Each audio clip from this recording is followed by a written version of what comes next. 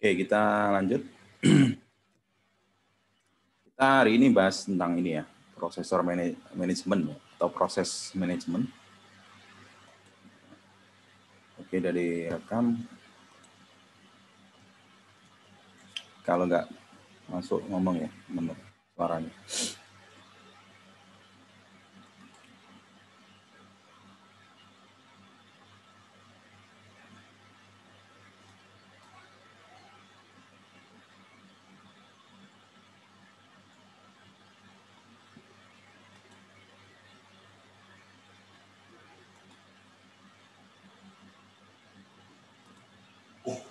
Oke, jadi salah satu fungsi dari mikroprosesor sendiri kemarin ya, yang sudah kita bahas itu, selain menyajikan user interface, kemudian manajemen memori, ya, manajemen memori, manajemen file, manajemen I/O, output, dan manajemen proses gitu ya, manajemen proses. Nah, untuk memahami maksud atau apa itu yang dimaksud dengan manajemen proses, itu kita bisa mengibaratkan seperti ini ya. Jika kalian punya furniture yang biasanya merek-merek IKEA itu, merek IKEA itu kan terkenal, furniturnya bisa mudah bongkar pasang gitu kan.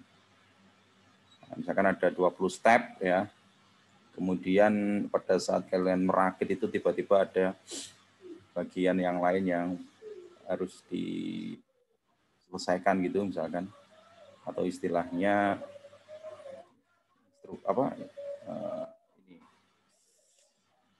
apa namanya, menyela gitu ya, interupsi ya, interupsi. Nah, di komputer juga sama ya, jadi nanti di komputer ini ketika kalian melakukan sebuah proses gitu ya, misalkan lagi menggambar atau lagi ngitung, tiba-tiba kalian menyela ya, menyela dengan aktivitas lain misalkan, atau misalkan ada WhatsApp ya, misalkan WhatsApp masuk gitu ya, itu kan termasuk menyela gitu ya. Nah, itu bagaimana komputer nanti ketika kalian awalnya itu ngetik, tiba-tiba buka pesan WA, kemudian kalian balik lagi ngetik. Nah, itu butuh manajemen proses di situ.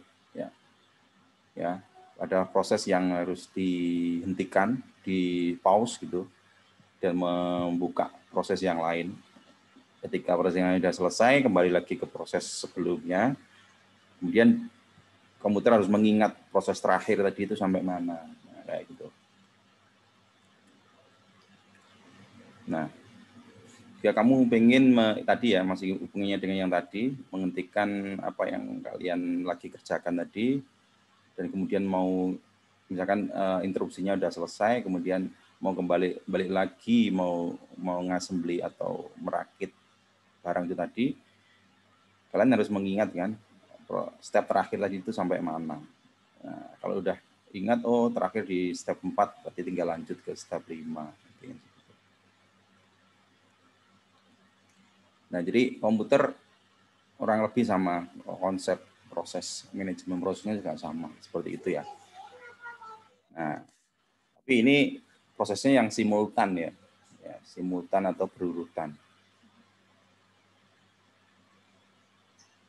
Jadi proses itu biasa ya, kamu melakukan sebuah proses ya, proses kalau di dalam sistem operasi itu yang dimaksud ya, kalian lagi buka software atau kalian lagi mengerjakan perhitungan atau kalian lagi melakukan aktivitas lah dengan sistem operasi. Tiba-tiba ada aktivitas lain yang kalian kerjakan, misalkan mengetik sambil bermain musik. Nah, itu dua proses yang berbeda. Nah, jika kalian meninggalkan satu proses, kemudian buka proses yang lain, itu ada proses proses sebelumnya dihentikan, di pause gitu. Nah, di pause kemudian disimpan, diingat proses terakhirnya sampai mana. Nah, proses ini, swapping ini ya, atau berpindah-pindah proses ini, di sistem operasi ini kita sebut sebagai ini, preemptive scheduling. ya, aturan penjadwalan. Ya. Jadi proses sendiri itu apa kan gitu. Jadi proses adalah apa? Basic unit of execution in operating system. Nah, oke, saya akan jelaskan lebih mudah lah. Misalkan komputer itu kan sebenarnya ya kalau kalian ini ya komputer itu dalam jaringan ya. Misalkan sebuah server, ya. Server itu kan sistem operasi yang dinyalakan ya, letaknya ada di data center sana, di sebuah ruangan sana ya. Tapi komputer itu bisa diakses oleh banyak orang. Gitu. Kalau kalian biasa di Windows, kalian bisa membuat akun ya, akun untuk pengguna Windowsmu. Ya, bisa banyak kan gitu. Antar pengguna bisa saling tidak bisa saling ini memakai data yang sama. Bisa diatur semuanya. Ya, bisa diatur semuanya. Misalkan pengguna A hanya bisa mengakses aplikasi apa, pengguna B hanya bisa mengakses aplikasi Word misalnya. Itu bisa dilakukan di sistem operasi ya. Tapi kan kita jarang banget karena rata-rata kita menggunakan komputer itu sendirian gitu ya. Tidak menggunakan user. Nah, tapi kalau di perkantoran misalkan di kantor atau di mana ya, umumnya di kantor sih. Itu ada komputer yang sifatnya bisa dipakai banyak orang rame-rame gitu. Sehingga bisa dibedakan, bisa dibuatkan akun setiap orang gitu. Jadi harus login dulu.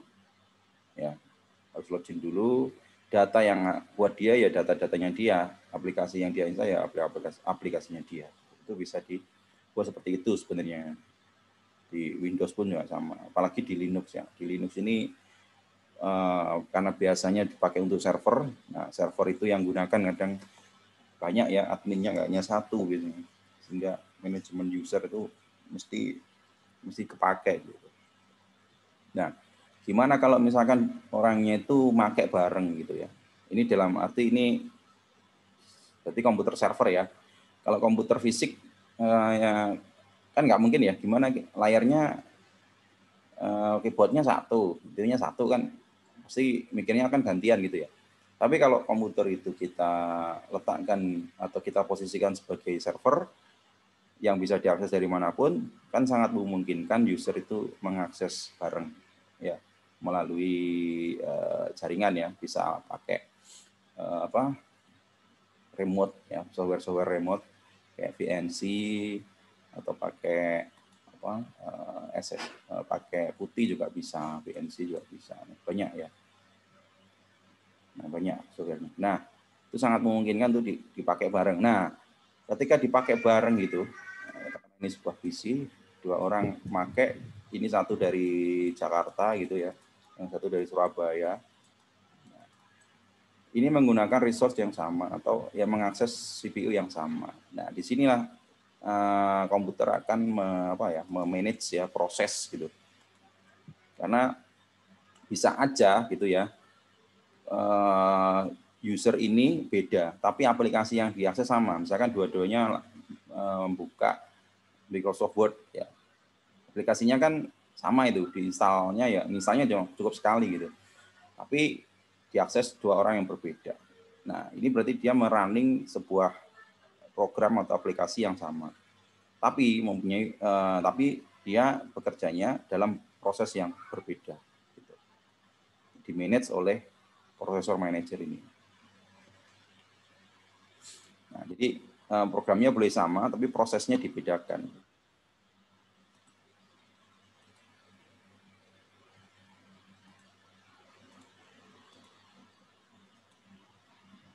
Oke.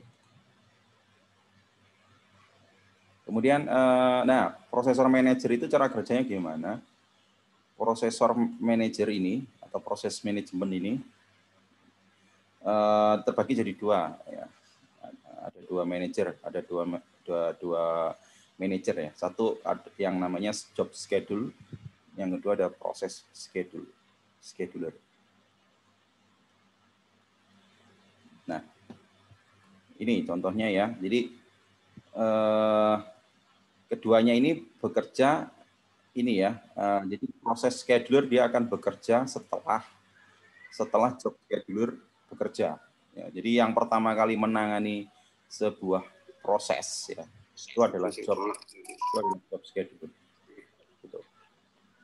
Nah, misalkan masih kelihatan ya. Jadi pertama itu udah dasar. Suaranya ada yang masuk. Oke. Ya. Jadi proses ini maksudnya apa sih? Proses ini ya proses itu adalah aktivitas ya. Jadi kalau digambarkan misalkan ini lagi buka Chrome misalkan, kalian buka Chrome atau browser ya. Kemudian ini kalian lagi dengerin musik pakai apa namanya yang sekarang itu pakai Spotify misalnya ya, Spotify. Nah, ini kalian lagi aktivitas apa? Misalnya sambil ngegame berarti ada joystick sini. Kemudian ada aktivitas yang lain. Nah, jadi ini aktivitas-aktivitas ini kita sebut sebagai proses ya. Ya. Jadi umumnya proses ini adalah aplikasi yang dijalankan kan gitu ya. Ini Chrome ini kan aplikasi, program atau aplikasi. Ya, aplikasi yang berjalan ya. Jadi ada bedanya antara program dan proses gitu ya. Program itu ya kumpulan dari shortcode gitu ya. Atau kumpulan dari ya aplikasi lah gitu. Nah, ketika dia dijalankan dia akan bekerja ya, proses berarti ada aliran data, ada aliran biner ya, karena dia melakukan transaksi gitu ya dengan mikroprosesor. Nah, sehingga harus di manage gitu. Nah, proses ini proses istilahnya multitasking gitu ya. Jadi banyak pekerjaan yang dilakukan dalam waktu yang sama ini perlu diatur gitu. Perlu diatur. Nah, ini yang mengaturnya namanya job scheduler. Ya, jadi job dengan pekerjaan. Jadi dia yang mengatur ini semua. Yang diatur apa? Urutan biasanya, prioritas ya, atau urutannya. Jadi job scheduler adalah apa?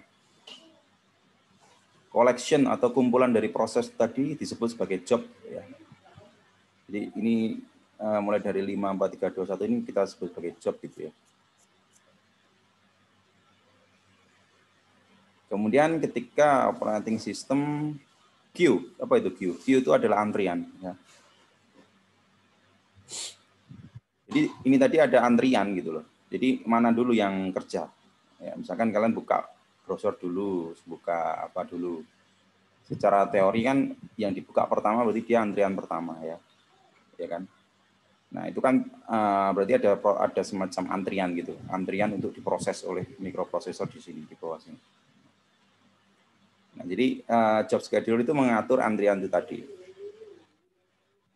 Nah, kemudian juga job scheduler ini akan memastikan ya. Jadi dia ingin memastikan, want to ensure itu memastikan.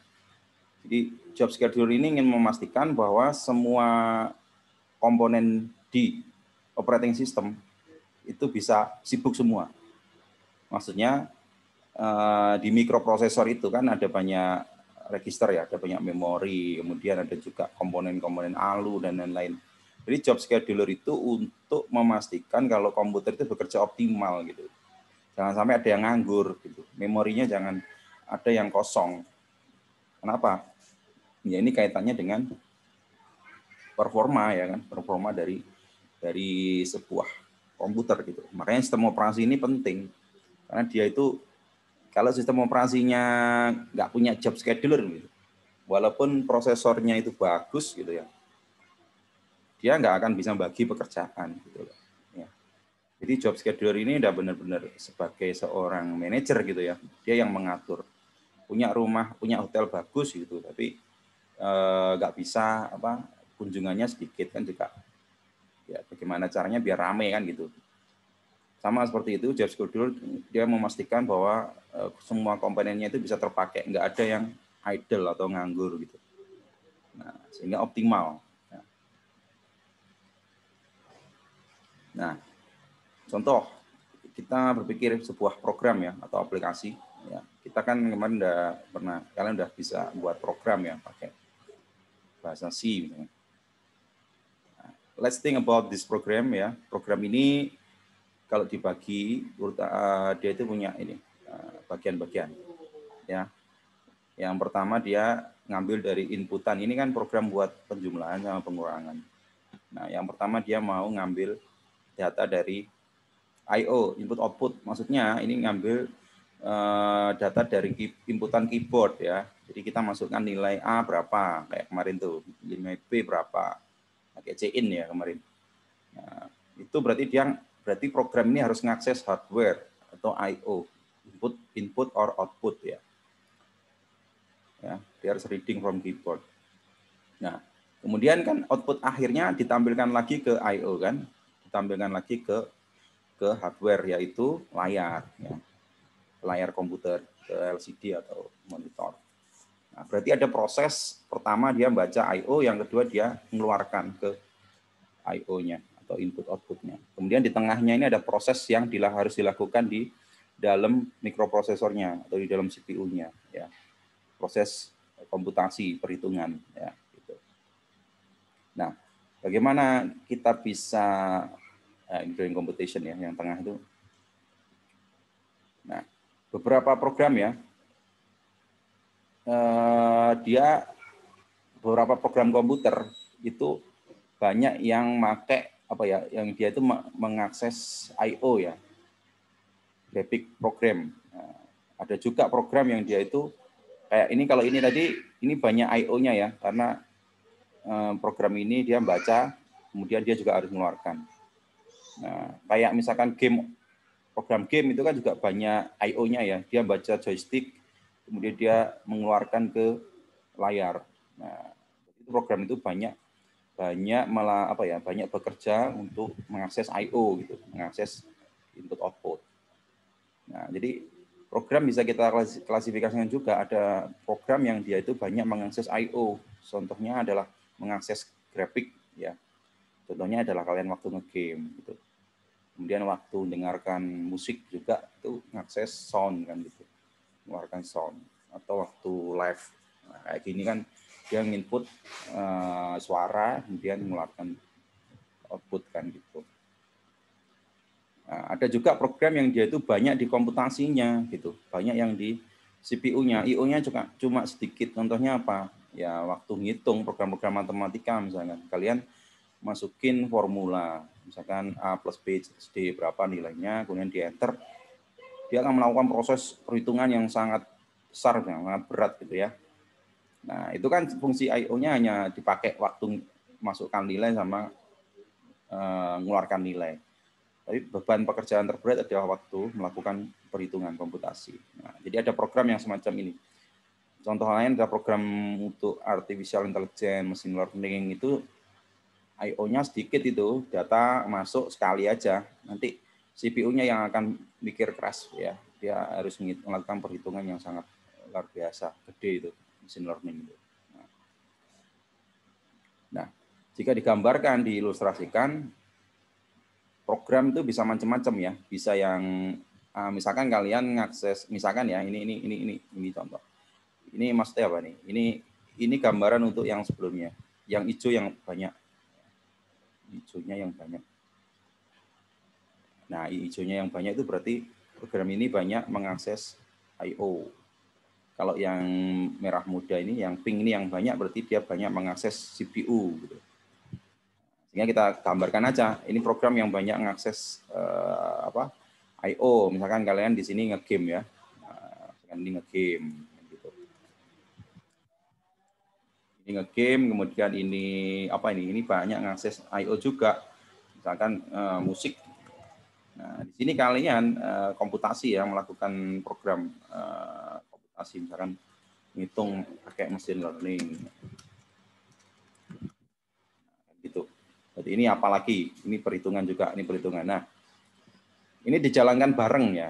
Jadi maksudnya ini dijalankan bareng. Nah, ketika ini dijalan bareng, ini harus sistem operasi itu harus memprioritaskan yang mana gitu loh.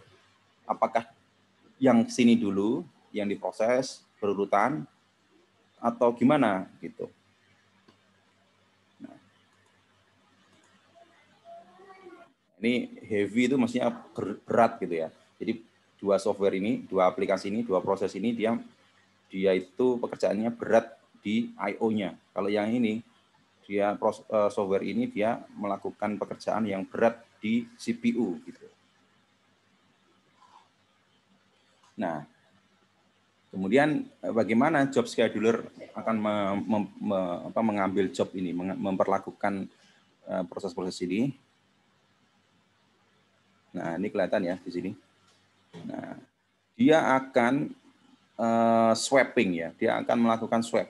Swap itu maksudnya akan diselang-seling gitu pekerjaannya itu. Ya. Jadi sekali dia proses dulu yang ini, yang CPU heavy, kemudian di proses yang IO heavy, ya. Jadi nggak diurutkan seperti di awal, ya. Ini kan urutan awalnya gini, kemudian ketika udah masuk mau diproses sama job scheduler, job scheduler akan milih. Nah ini nanti macam-macam ya, algoritmanya. Jadi dipilih yang mana dulu. Intinya sih ini akan ditukar-tukar gitu. Akan dipilih gimana caranya biar optimal gitu, biar komputer tuh bisa cepat memproses gitu. Bisa saja kalau saya memproses seperti ini, berurutan gini, ini dulu, ternyata ini butuh waktu yang sangat lama. Padahal di sini cukup bentar. Yang ini padahal misalnya cukup sebentar aja udah selesai nih. Yang ini juga bentar selesai. Sehingga kalau ini diproses pertama kali ditunggu sampai selesai ya pasti tidak efektif gitu. Sehingga komputer akan meng-swap ya ke yang lebih kecil. Misalkan ini akan dikerjakan dulu. Terus habis ini kerjakan yang mana dulu kayak gitu. Nah, jadi swap. Ya, setelah di-swap, setelah ditata, nah nanti baru itu menjadi pekerjaan dari proses scheduler. Tadi kan ada dua ya. Jadi kan ada dua. Processor manager itu ada dua orang lah intinya gitu ya. Kalau kita anggap itu sebagai manusia ya, ada manajer yang ngurusi job schedule, ya ada manajer yang ngurusi proses. Nah, proses ini bekerja setelah pekerjaan job scheduler selesai. Jadi job scheduler ini dia berperan untuk mengurutkan ya atau memperingan pekerjaan dari scheduler, proses scheduler. Nah, jadi setelah ini dia ngatur, memprioritaskan yang mana dulu. Kalau udah diatur, ditata, dia serahkan ke proses scheduler. Jadi job scheduler ini memastikan untuk membalance, atau menyeimbangkan pekerjaan yang datang ya. Jadi komponen dari operating system semuanya bisa tetap sibuk, maksudnya dapat beban yang rata gitu, beban yang sama, beban pekerjaan yang sama gitu. Nggak ada yang nganggur, nggak ada yang nganggur banget gitu ya, tapi tetap optimal semua. Jika kita tidak melakukan order ya, mengurutkan ya, atau mengubah urutan jobnya itu tadi, CPU itu akan sangat sibuk ya. Nah, misalkan ya itu tadi, the CPU will be very busy, but the I/O component will be idle. Kalau kita memprioritaskan hanya program yang CPU aja loh ya, yang CPU ini misalkan kita dahulukan, berarti nanti I/O-nya akan nganggur kan gitu, akan nganggur. Nah, sehingga kita perlu mengecing atau merubah urutannya gitu. Biar sama, biar nggak terlalu nganggur, I/O-nya biar nggak terlalu nganggur. Dan sebaliknya, ya gitu.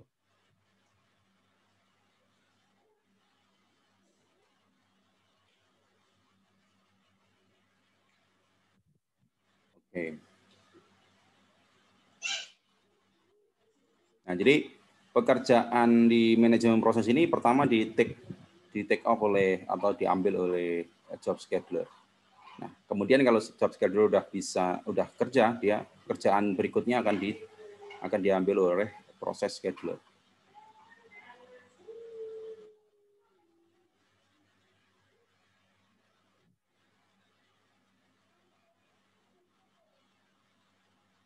Jadi tadi kan proses ya, setelah diurutkan sama job scheduler masuk ke mana? Scheduler manager tadi. Proses scheduler. Nah, itu nanti setiap proses itu nanti akan dikerjakan ya, akan dieksekusi sama si proses scheduler.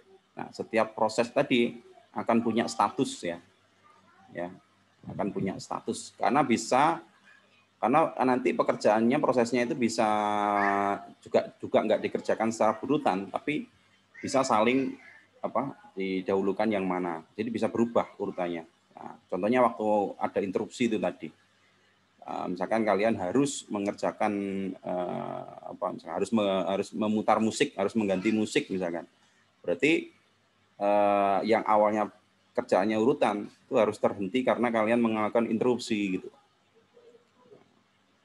Nah, waktu di interupsi itu semuanya harus tercatat.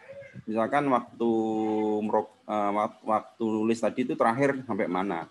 Nah, itu harus dicatat. Nah, makanya di setiap proses ini ada semacam catatan ya, ada semacam buku gitu yang namanya nanti itu programming ini ya, blog ya, nanti kita PCB.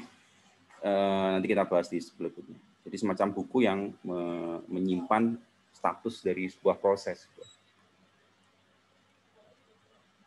Nah, di scheduler ini kita mengenal beberapa status ya, status pekerjaan, status state atau status kondisi dari setiap proses ya.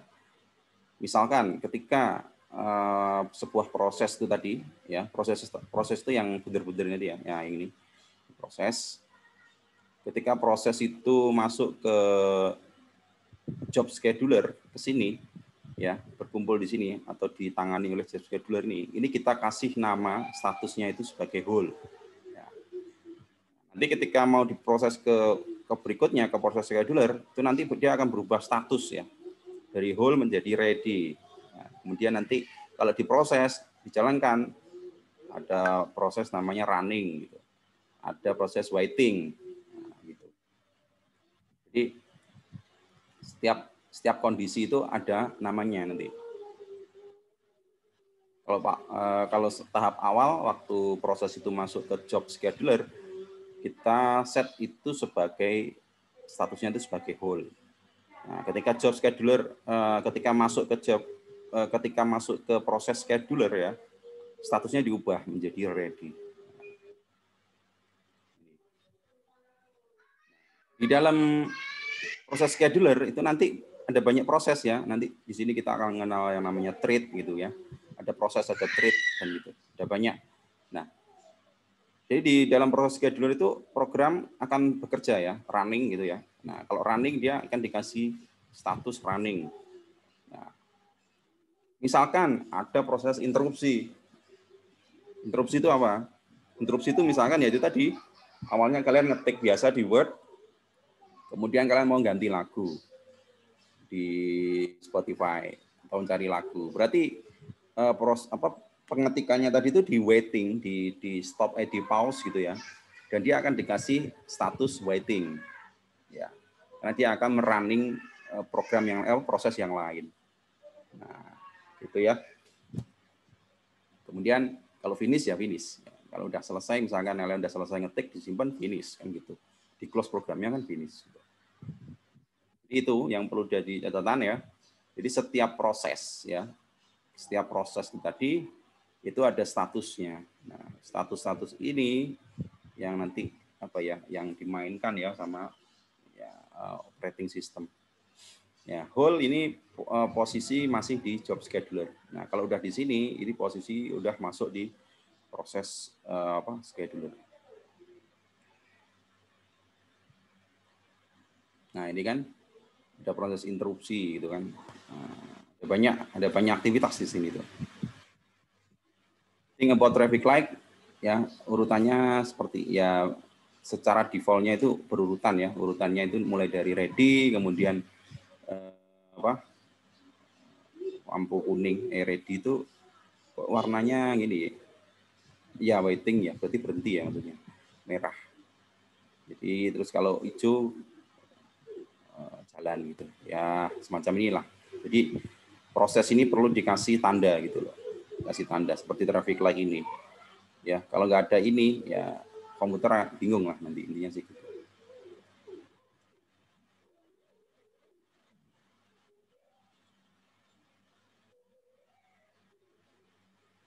Ya, seperti disebutkan sebelumnya, jika proses itu udah udah lolos di job scheduler, dia akan ditandai dengan status hold. Jika dia udah lolos atau masuk ke proses scheduler, dia akan diubah statusnya menjadi ready.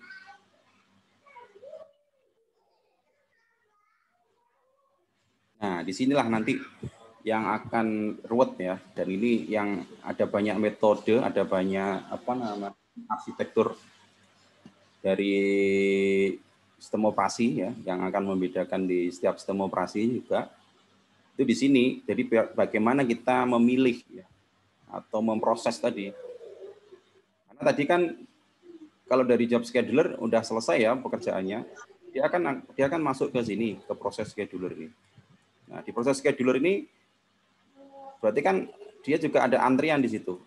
Ya, antrian yang udah dibuat sama si job scheduler.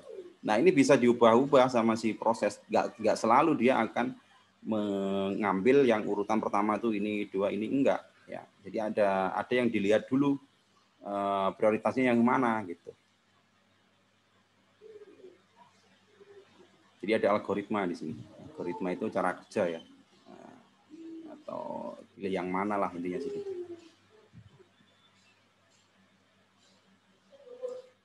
Dan dia juga di proses scheduler ini dia akan selalu memantau memori ya. Ingat kemarin di manajemen memori ya, memori itu kalau di dalam microprosesor kita sebut sebagai register, kalau di luar kita sebut sebagai ada yang RAM kan gitu dan lain-lain itu. Nah, intinya kayak dia seperti box lemari ya. Ini dia seperti box lemari yang ada banyak kabinet. Nah, ini kan harus dilihat dulu nih mana yang ada yang kosong apa enggak. Ketika ada yang kosong, kita bisa masukkan ke situ, kita bisa memproses pekerjaan. Nah, di proses scheduler ini juga ada proses itu. Jadi dia akan mengasumsikan atau melihat memori mana yang free. Ya, kemudian dia akan memproses jika ada memori yang free, dia akan memproses menjalankan merunning proses itu dan akan mengubah statusnya menjadi running gitu ya.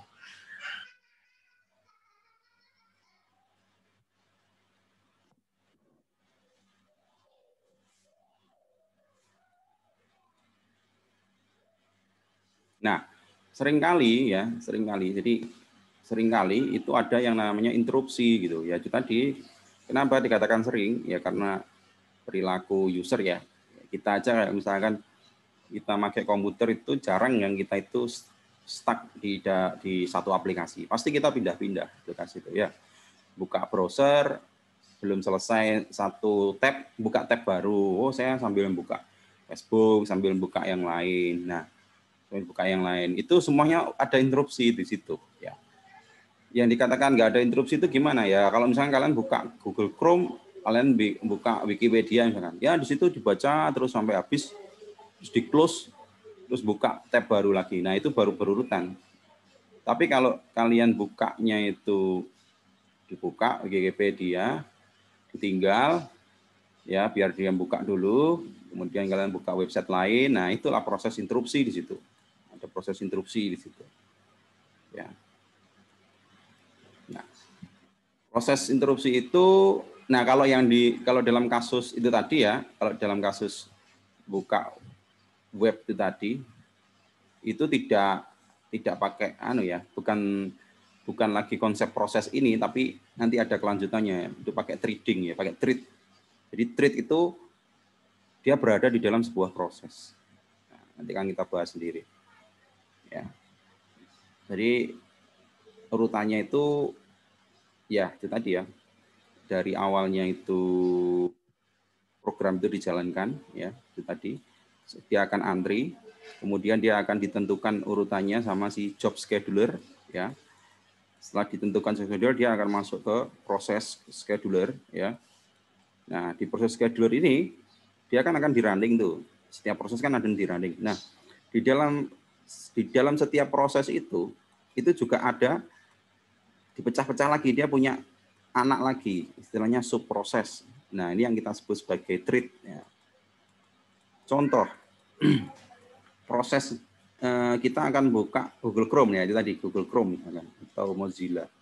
Ketika Mozilla itu kita buka di running dan terbuka gitu ya, browsernya kebuka, nah itu prosesnya dia akan di running. Prosesnya kalau kita pantau di serial di CLI kemarin di layar hitam, atau di sini juga bisa ya, kalian lihat di sini.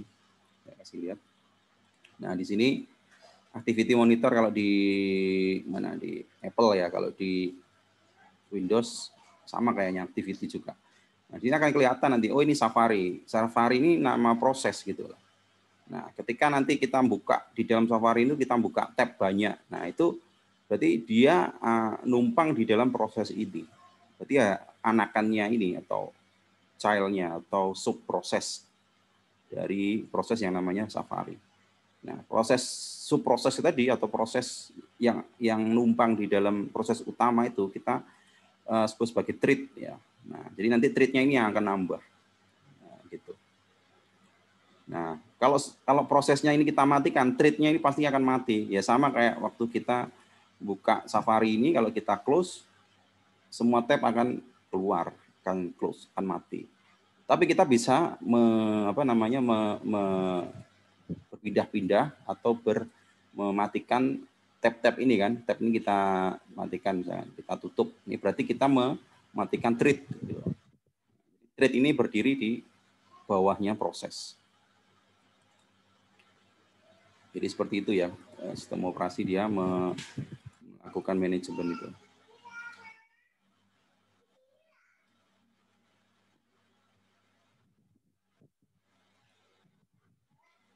Nah, kalau digambarkan dalam sebuah bucket ini ya, nah, ini ada sebuah proses yang di running gitu. Nah, ini proses pertama kan ini, dia running, ternyata ada interupsi dari proses yang kedua. Nggak tahu, proses kedua itu misalkan, ya itu tadi, musik tadi. Nah, ketika ada interupsi, dia akan di-save ya, state-nya ya, state itu kondisi. Kondisi terakhirnya dia itu tadi, waktu ngetik tadi, itu akan di-save. Di-save kemana? Ke PCB ini. PCB ini yang nanti kita coba bahas ya. Jadi PCB ini semacam kayak buku gitu ya. Kalau fisiknya itu ada buku logbook gitu, kayak buku untuk mencatat kondisi terakhir dari sebuah proses. Kenapa perlu dicatat ya? Karena komputer perlu mengingat nanti gitu. Nah, ketika udah dicatat, dia akan menjalankan proses yang melakukan interupsi tadi. Dia kalau udah selesai dieksekusi, dia akan kembali lagi ke sini, ke proses yang sebelumnya. Ya. Dia akan baca PCB-nya, proses terakhirnya apa. Kemudian dia akan running lagi. Intinya sih seperti itu.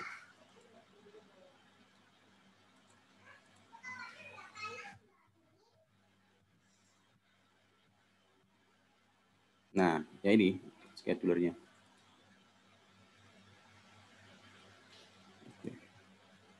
Nah, ini proses scheduler ya. Jika sebuah proses perlu menunggu beberapa some I/O from the user, misalkan kalian mau ngetik ya, atau kalian main game joystick gitu ya, proses tadi akan di keep ya, atau ya ini tadi loh, di pause ya. Di pause itu statusnya akan diubah. Kalau pertama kan dia running tadi statusnya. Dia ada hold, ada running, ada waiting, ada finish ya tadi nggak salah ya. Nah, ketika ada interupsi tadi, statusnya akan diubah menjadi waiting. Nah, oleh siapa? Oleh proses scheduler ya. Ketika udah memproses inputan dari keyboard misalkan, udah selesai, berarti kan udah komplit nih. Ya. Kemudian statusnya tadi akan diubah lagi jadi ready ya. ready dan di running ya, di running lagi.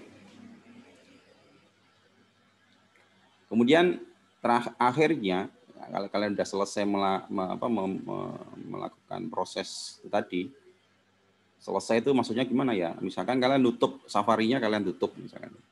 Selesai itu berarti. Jadi ini saya tutup, ini saya close gitu. Nah, berarti selesai, finish ini berarti. Nah, dia akan ditandai, akan di set statusnya menjadi finish. Proses itu akan di set statusnya menjadi finish.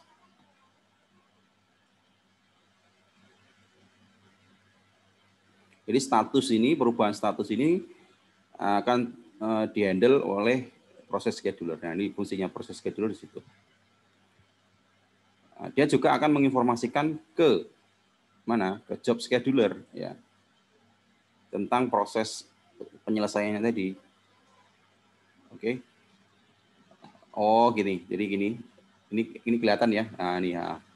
Nah, jadi yang memberikan status finish itu bukan lagi proses scheduler, tapi job scheduler. Dilempar lagi ke job scheduler gitu loh. Ya.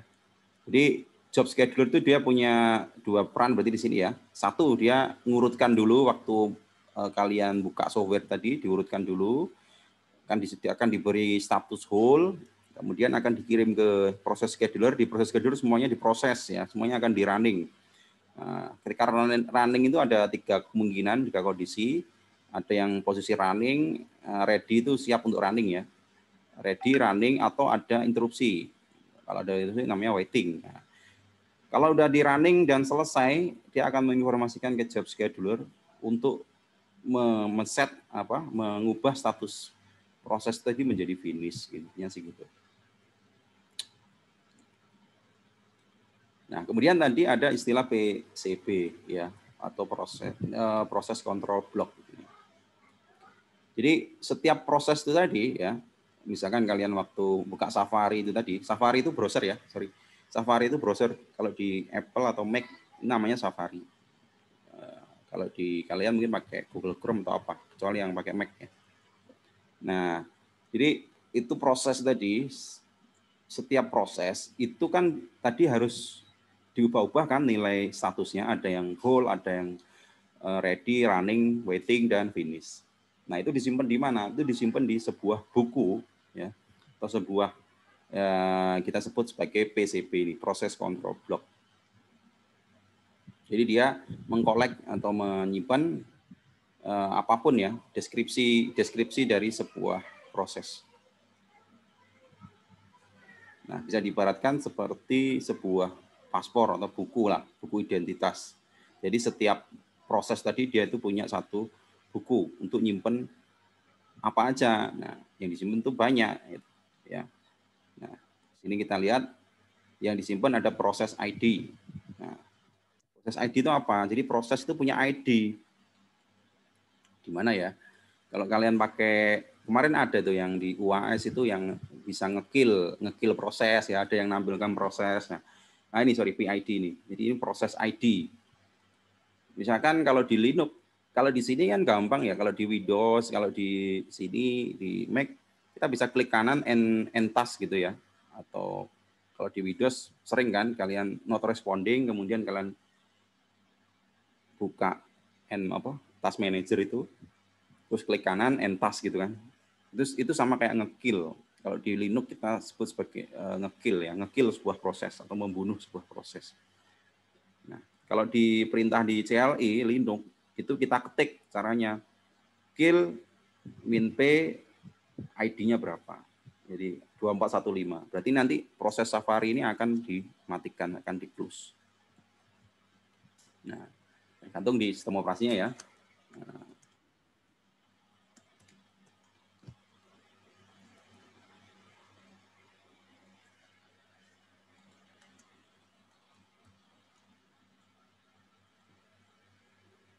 Nah, jadi untuk ngekill sebuah proses, untuk menghentikan paksa dari sebuah aplikasi, biasanya kita lakukan itu kalau terpaksa harus ngekill ya, terpaksa harus mematikan program. Kan sering kan kalau di Windows itu di close, nggak nge-close dia malah ngehang. Nah, berarti kan kita biasanya kita kita kill secara paksa. Nah, biasanya kena hang. Ya. Nah, cara yang nge-kill kita harus tahu ID-nya. Nah, ID. Jadi setiap proses itu dia punya ID. Ya. Misalkan Safari ini dia ID-nya 2415. Nah, tergantung program apa aja yang jalan atau proses apa yang jalan. Nah, proses ID tadi disimpan dalam sebuah buku atau sebuah blok yang namanya PCB, proses control block. Kemudian statusnya itu tadi. Statusnya tadi kan ada yang hold, ready, waiting, on chain dan lain-lain. Jadi disimpan di sini di proses status ini disimpan di sini. Nah, ini penjelasannya ya. Jadi proses identifier, proses ID itu untuk menyimpan unik ya. Jadi setiap proses itu punya ID yang unik, tidak akan sama dengan proses yang lain. Kemudian dia juga nyimpen proses status. Nah, proses status yang disimpan apa? Yang itu tadi. Karena setiap status itu punya nama kan. Waktu masih berada di job scheduler dia statusnya hold. Kemudian udah masuk bisa ready, running atau lagi waiting karena ada interupsi. Dan yang terakhir adalah finish jika memang sudah selesai dijalankan. Nah, ini disimpan, statusnya ini disimpan di sebuah PCB. Nah, kemudian ada proses state ini yang lebih lebih detail lagi. Jadi kondisi dari setiap proses tadi itu disimpan ya. Jadi apa aja yang disimpan ini ada kaitannya dengan memori ya, dengan register. Nah, contoh program counter itu disimpan ya untuk merecord nilai saat ini of the program counter. Kalau kita kemarin belajar di manajemen memori ya, ingat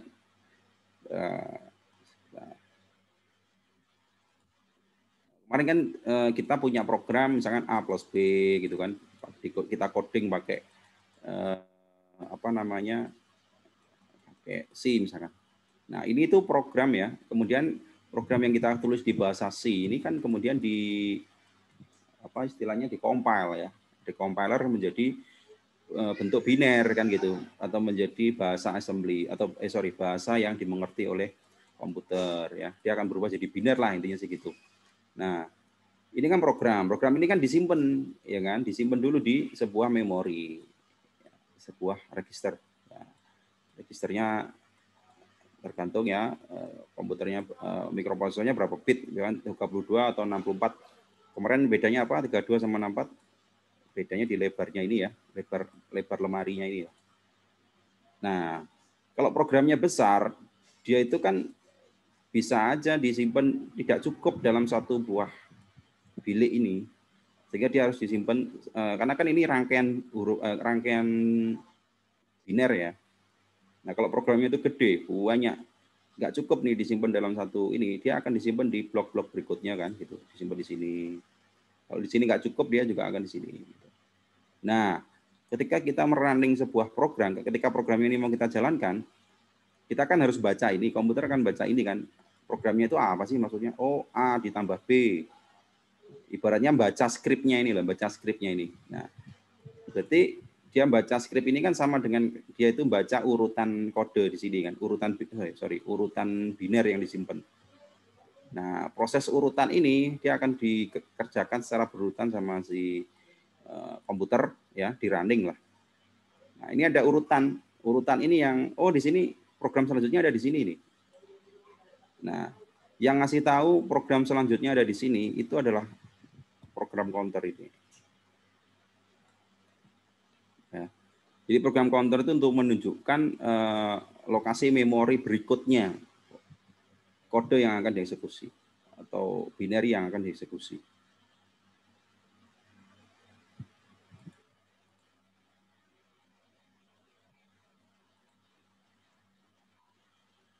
Ya, jadi program counter fungsinya untuk itu, untuk membaca, untuk ngasih tahu, untuk menandai program berikutnya itu di posisi di lokasi yang lemari yang mana, intinya sih gitu.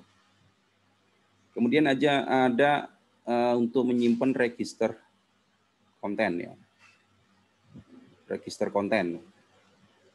Ya, register itu kan memori ya itu tadi kan lemari tadi.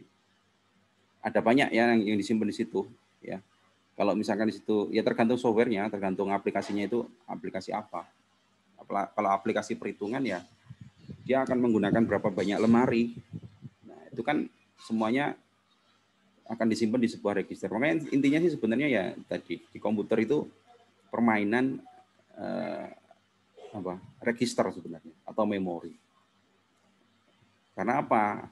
Entitasnya itu, bendanya itu kan di komputer itu kan sebenarnya listrik gitu kan. Ya, 0 dan 1 gitu. 0 itu enggak ada tegangan, 1 ada tegangan 5 volt. Nah, 0 dan 1 itu perlu diwadahi, disimpan. Nah, makanya register itu punya peran penting. Makanya penting untuk dipahami seperti apa namanya register itu apa, untuk apa kan gitu. Kalau diibaratkan di pertemuan awal kemarin, register itu kita ibaratkan sebagai sebuah wadah kayak ember kan gitu. Kemudian binary-binary-nya itu kayak air-air yang kita wadahi itu tadi. Kalau ini arus listrik yang diwadahi ke register. Itu ya. Nah, sama halnya kalau kita ngomong di dalam chip ini, kita kan nggak kelihatan ya. Chip ini kan sebenarnya isinya transistor gitu. Nggak hanya ada transistor aja sebenarnya. Di dalamnya itu ada juga kapasitor, ada resistor dan lain-lain sebenarnya. Jadi tidak hanya transistor. Nah, kalau kalian belajar di elektronika misalkan, kan kalian tahu tuh fungsinya kapasitor. Ya, kapasitor buat apa sih? Kapasitor. Ya, kapasitor itu yang kakinya 2 itu. Kapasitor kalau di sistem elektronik ini bisa menyimpan arus listrik ya. Dia bisa nyimpan sementara tadi. Ya, disimpan sementara. Jadi kalau kalian punya misalkan perangkat elektronik, kalian matikan kok masih ada listriknya ya, karena masih ada muatan yang disimpan di kapasitor gitu. Nah, di dalamnya ini juga sama gitu.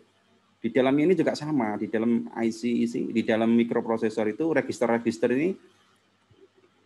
ini secara fisiknya, kalau secara elektronik ini berarti diwakili oleh komponen kapasitor gitu loh. Ya, jadi ada kapasitor, ada transistor buat apa? Buat perhitungan, buat sinyal digital lah, buat promosikan sinyal digital. Tapi untuk fungsi-fungsi penyimpanan dan lain-lain ini kan kita nyimpen muatan listrik ya, kita nyimpen arus listrik, muatan listrik lah. Nah, itu kita simpen di dalam komponen-komponen yang sifatnya kapasitif seperti ini, kayak kapasitor seperti ini. Tapi bentuknya kecil banget kan di dalam mikroprosesor karena dia itu. Ya.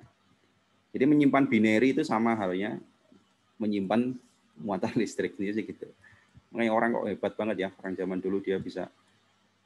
Intinya tuh mainan listrik kok bisa jadi 01 kayak gini lah. Jadi gitu ya. Jadi 01 dan ini kalau dikonversikan menjadi sebuah muatan listrik berapa kulom atau berapa ampere gitu. Sebenarnya sih gitu.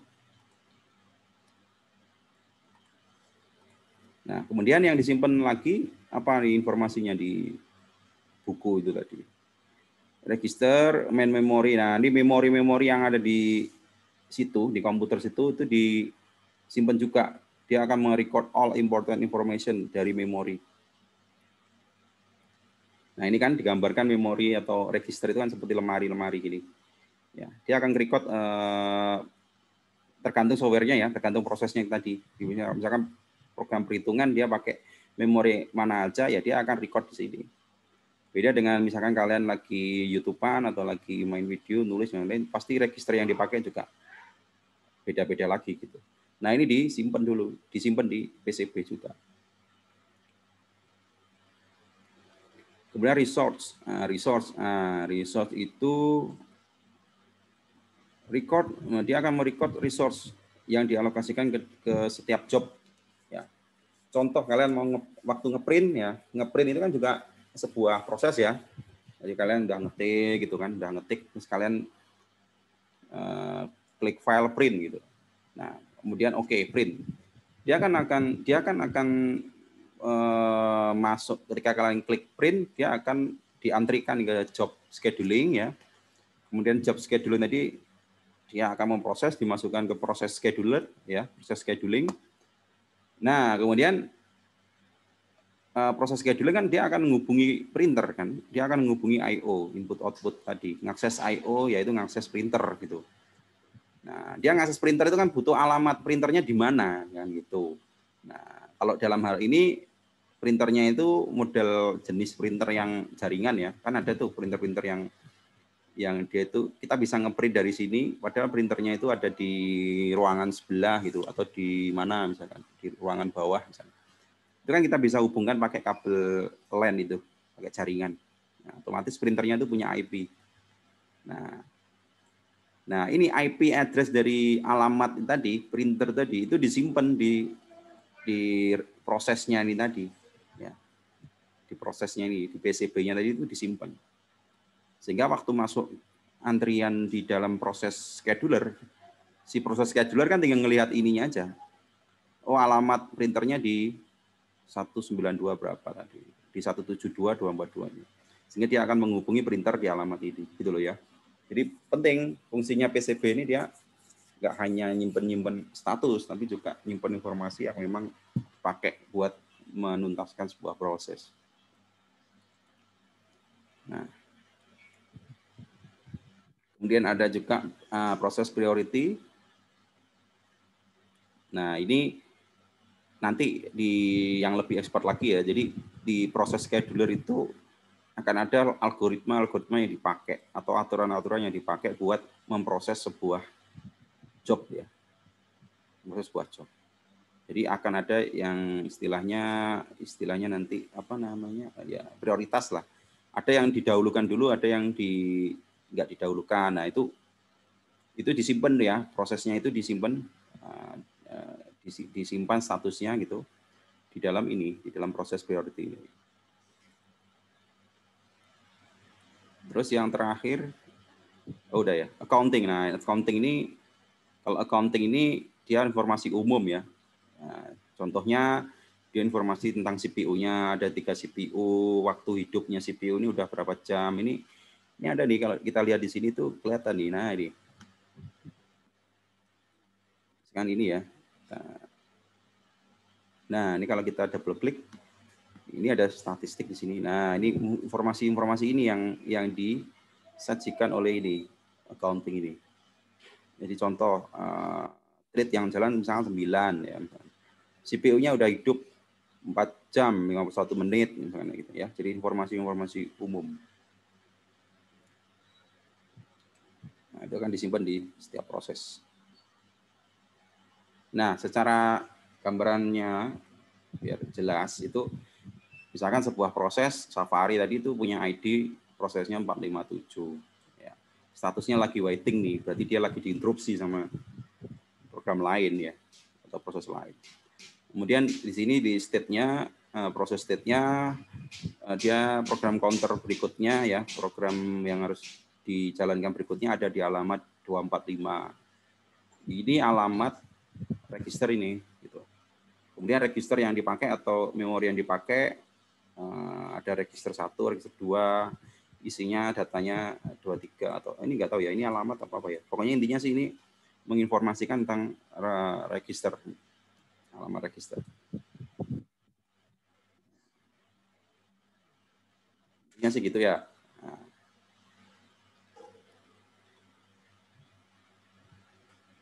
Oke, mungkin dari sini dulu ada pertanyaan.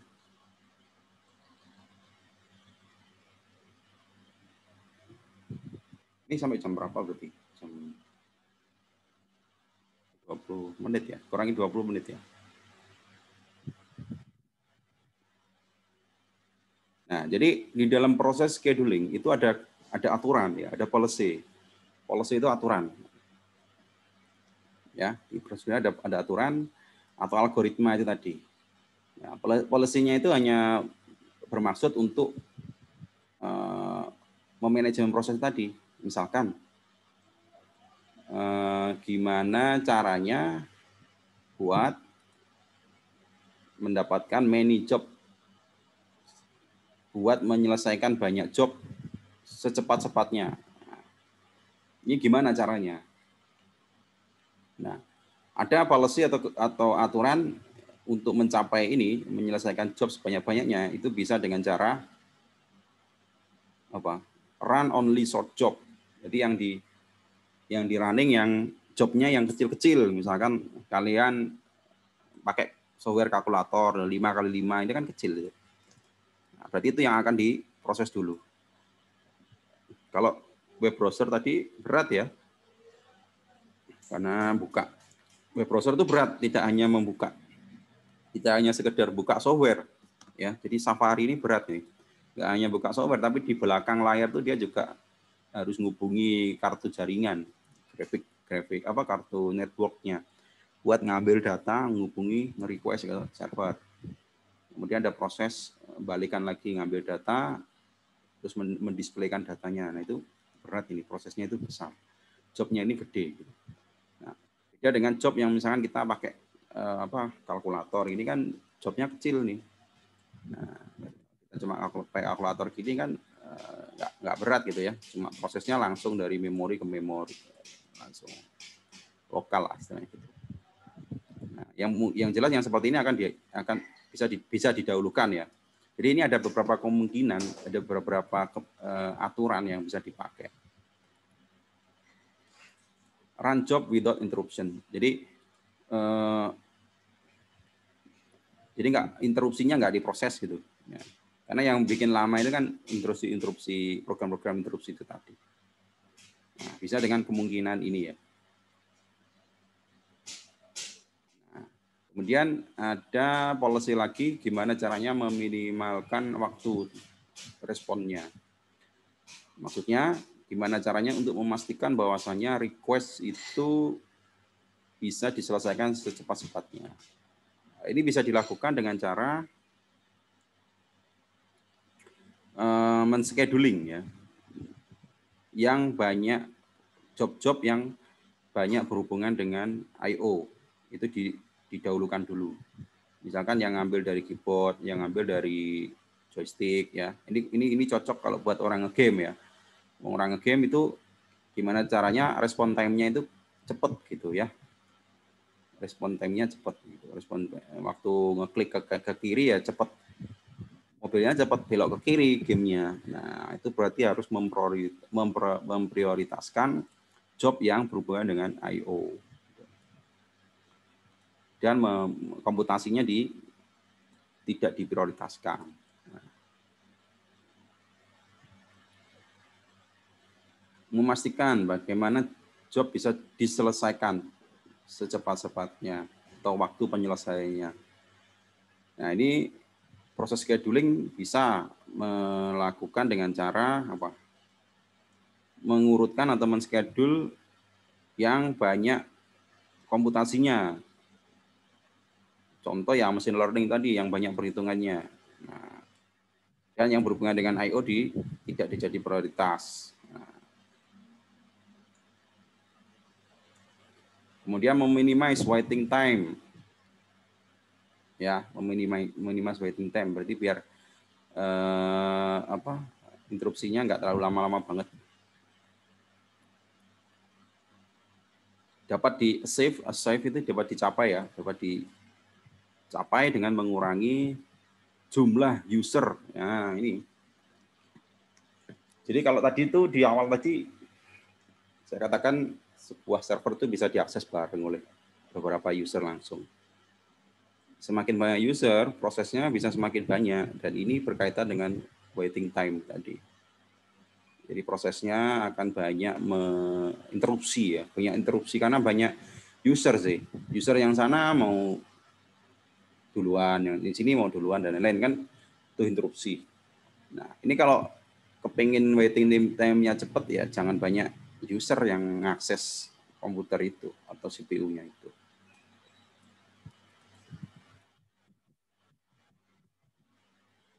Kemudian kalau pengen maximize efisiensi CPU, efisiensi itu berarti kepenginnya CPU-nya itu bisa kerja 100% ya, tidak ada yang mubazir sia-sia gitu. Nah, ini bisa dicapai dengan cara mengerjakan job-job yang banyak komputasinya, ya perhitungan dan lain tadi. Dan jangan pernah running yang job-job yang berhubungan dengan I/O. Jadi tidak joystick, keyboard dan lain tadi tidak diprioritaskan.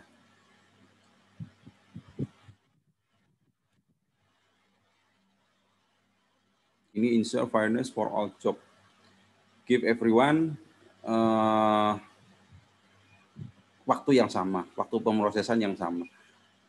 Ya. Ini berarti berhubungan dengan multi user tadi ya. Kalau usernya lebih dari satu, biar semuanya sama-sama dapat kecepatan yang sama gitu ya. Tidak ya yang satu nunggu lama atau enggak gitu, tapi rata gitu. Could be safe ya, dengan memberikan semua job itu priority. Jadi semuanya dikerjakan bareng intinya segitu. Nah, untuk mencapai ini semua itu ada algoritma-algoritma yang diterapkan, yang dipakai di OS di komputer. Ada 6 algoritma untuk penjadwalan ini atau scheduling atau memprosesan ini yang umum dipakai oleh sistem operasi atau OS. Ada algoritma yang namanya FCFS ini yang datang dulu yang diproses gitu.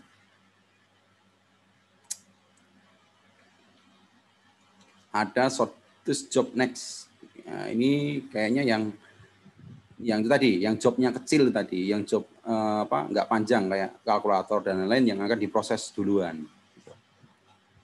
Ya. Ada yang berdasarkan priority, based on priority. Ada yang berdasarkan shortest apa ini? Based on which is the nearest to completion. Ya, hampir sama kayak yang tadi. Yang mana yang kira-kira bisa segera cepat diselesaikan. Itu akan diprioritaskan. Ada algoritma round robin. Ini kayaknya yang sama tadi ya, dikasih prioritas yang sama tadi. Multi-level queue. Nah, ini digrup-grupkan. Di grup-grup job-job itu digrup-grupkan, dikelompokkan. Misalkan yang berhubungan dengan job-job atau pekerjaan atau proses yang berkaitan dengan jaringan misalkan chatting sama browsing sama streaming. Nah, itu kan satu karakteristik yang sama ya, yaitu sama-sama mengakses internet kan gitu. Nah, ini bisa digrupkan menjadi satu grup ya, yang mempunyai karakteristik yang sama. Nah, ini yang punya, jadi yang software-software yang mengakses jaringan diprioritaskan. Nah, itu bisa. Jadi jobnya digrupkan based on karakteristik, common karakteristik yang sama.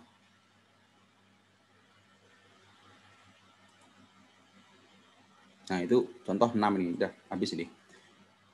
Oke. Nah, kemudian mungkin satu lagi yang saya bahas sedikit ya. Ada yang namanya thread ya. Ada yang namanya thread.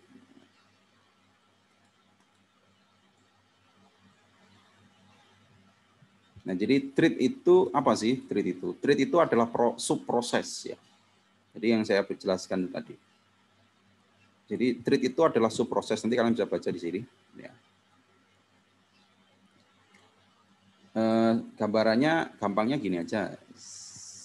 Kalau ini saya buka Safari ini ketika saya buka ini, coba ya kita praktekkan ya. Kita coba, kita pantau ini ya. Kita pantau Safari-nya ini kan prosesnya masih hidup ya. Kalau ini saya close, dia harusnya hilang. Ya, Safari-nya harusnya hilang. Close. Oh, ini masih ada yang kebuka.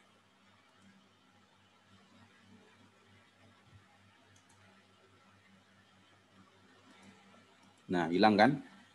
Prosesnya berarti dia udah di-kill. Ya, udah di-kill. Tapi di sini ada beberapa apa namanya? Ini thread yang di luar ini ya. Jadi ini buat nyimpen history ya apa dan lain. Jadi coba kalau ketika kita buka lagi, kita nyalakan lagi, kita antrikan proses ini ke job scheduling ya, istilahnya gitu. Nah, dia akan ngantri ke job scheduler. Nah, kemudian dia akan punya ID di sini, prosesnya ini dia punya ID. Ini 3881 ini. Nah, user yang pakai saya. Nah, ketika kita buka di sini, misalkan kita buka YouTube ya, buka YouTube, kemudian kita buka yang lain gitu. Nah, ini udah trading ini udah trade ini. Jadi multi trade ini istilahnya.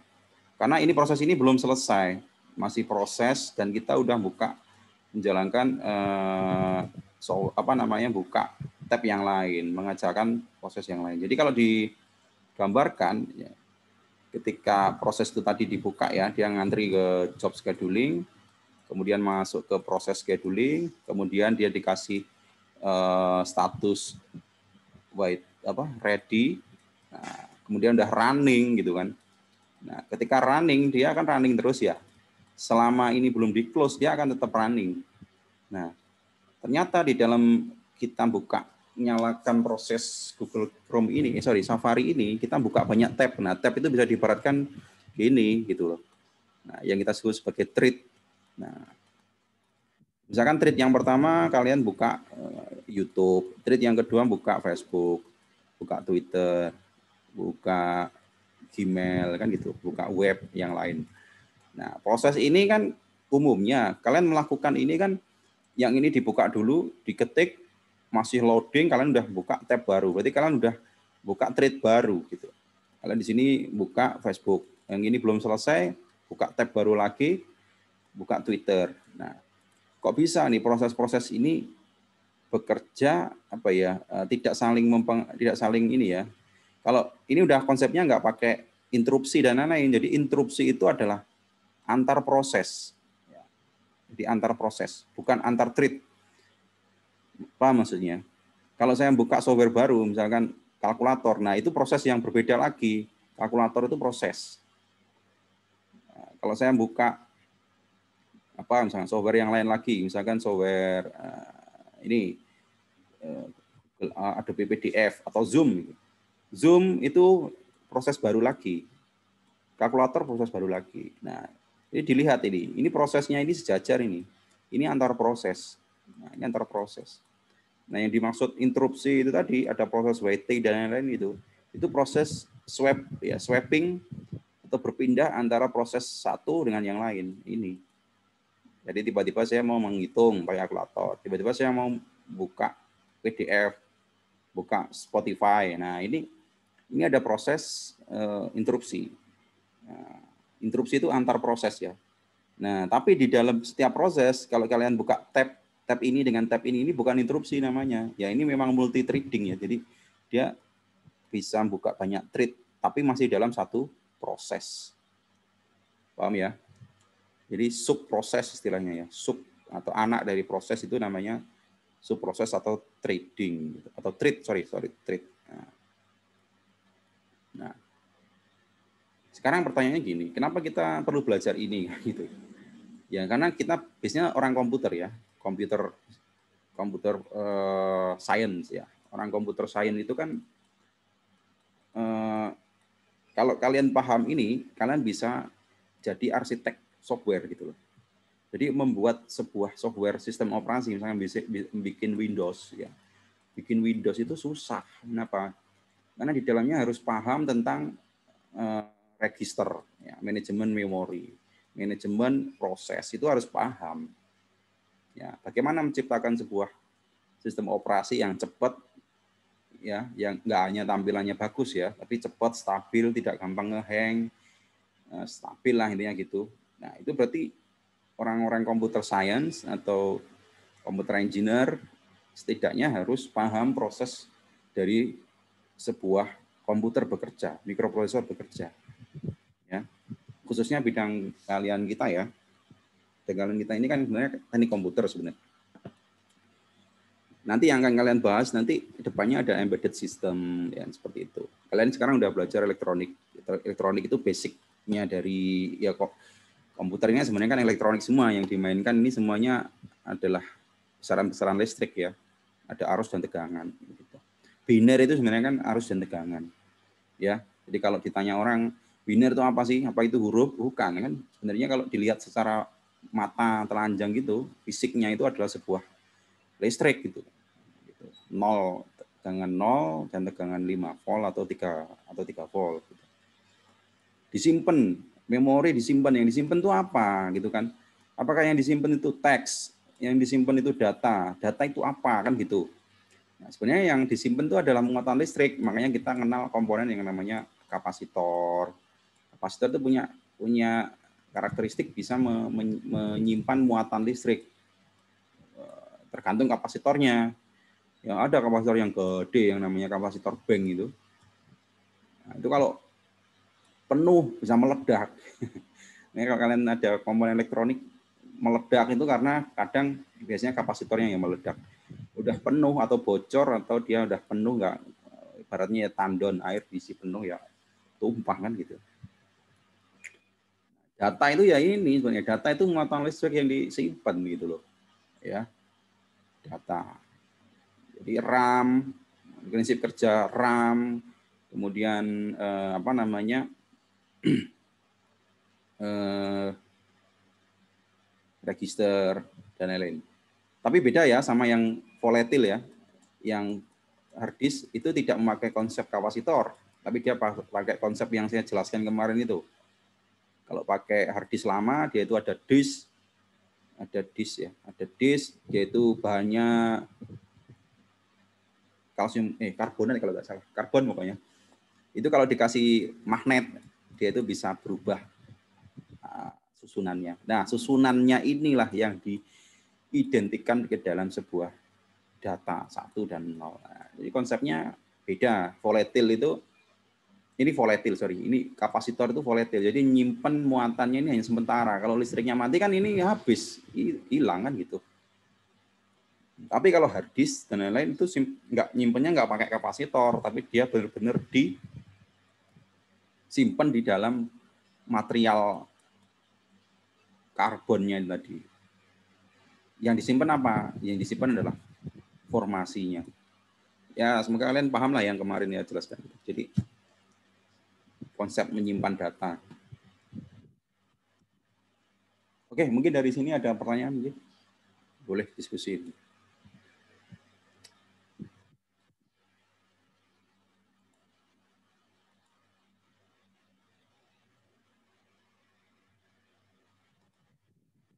Nah, jadi nanti paling enggak kalian akan ini ya. Jadi bidang kalian itu memang banyak berkaitan dengan IC ya, dengan mikroprosesor, mikrocontroller.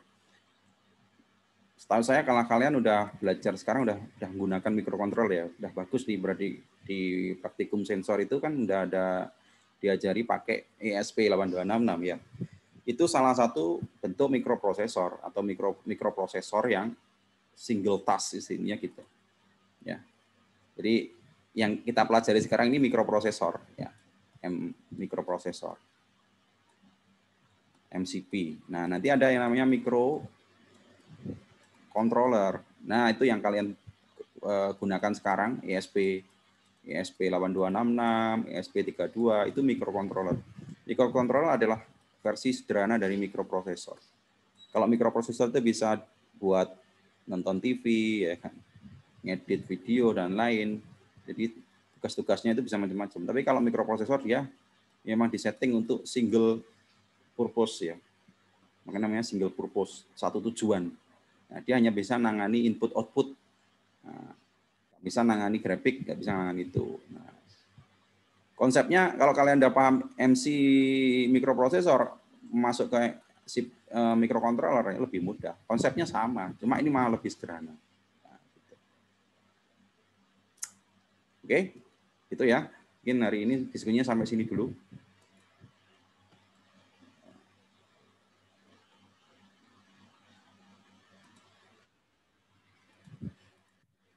Oke, ada yang ditanyakan mungkin?